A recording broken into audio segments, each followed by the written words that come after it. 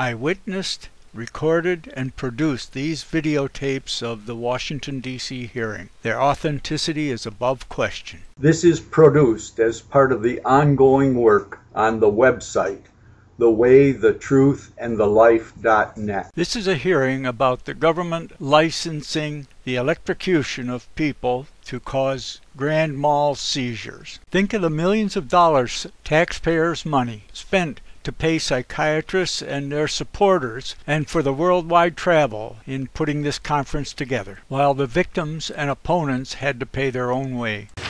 Elizabeth, back there has not spoken yet. Yes, ma'am.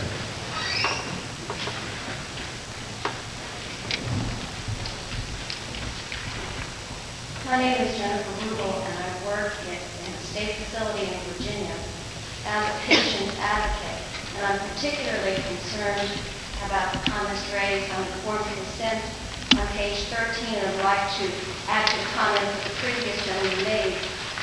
In our state facility, physicians are not required to go through a court proceeding to determine the legal competency of a patient.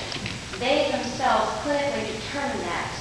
And my primary concern is that patients who are particularly involuntarily committed to state facilities can very easily be coerced into receiving ECT on the basis that if they refuse any other form of treatment, I have observed them suddenly deemed incompetent, and then the procedure for providing them with ECT is really something that they have no opportunity to refuse.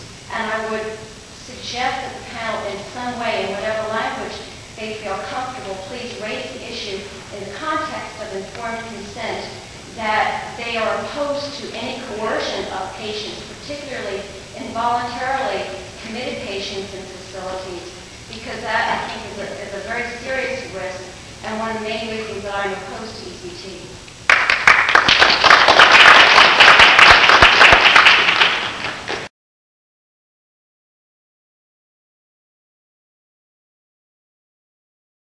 One electroshock treatment can equal the energy of 3 pistol shots to the head. Dr. Rose accepted 2 pieces of literature for reference. I would hope you might make copies available for the panel. We're talking about having a police factor information on the device and what we're using. And one copy is the Thymatron, the brochure on a single sheet handout on the Thymatron pulse ECT device. And in there it shows the physical characteristics. I also included a current Winchester ammunition catalog because it shows the energy with which the bullets have. But running this machine at its maximum brings 201 joules of energy. That is 148 foot-pounds. If you're interested in actually understanding, like the truth is lending, what they're talking about, 1 joule is 0.07376 foot-pounds. But what this means is this device, when operated at its maximum capacity, will lift a 1 pound weight 148.7 feet. The energy contained in that is equivalent to 3 25 caliber pistol slugs. Now that is just pure factual data. To give that lifting of 1 pound energy equivalence in informed consent, how could you not do that? And if you're going to give a procedure, the total energy and the total time are the physical parameters that characterize the device. How could you not include that information? And if a doctor prescribes a drug, he has to record the prescription. Why isn't the total time and the total energy recorded? This has been an experimental hazardous device for years now. Why hasn't this information been gathered that we could be talking with concrete, objective facts rather than subjective opinions of psychiatrists and patients? One electroshock treatment can equal the energy of 3 pistol shots to the head.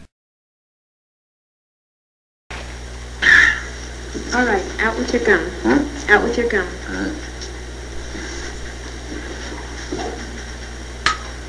Okay, this won't hurt. It'll be over in just a moment. What's that? Conductant. A little dab will do you. Right, Mr. Jackson? Open your mouth. What's that? This will keep you from biting your tongue. Well? Now just bite down on it. That's right. Just bite down. Now bite down on it.